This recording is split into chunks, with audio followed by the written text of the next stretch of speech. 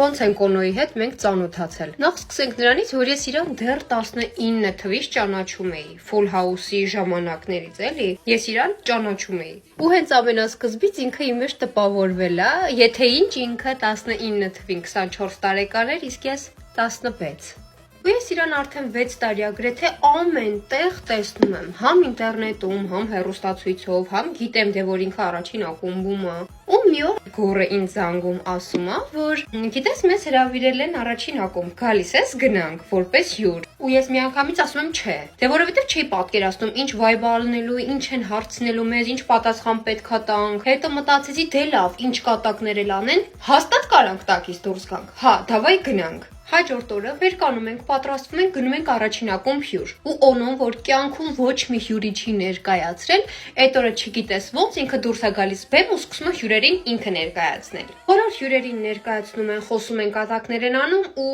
հերթը հասնում է ինձ։ Օնոն չգիտես ինչի, բեմի վրայից իջնում է, նստում է աստիճանների վրա։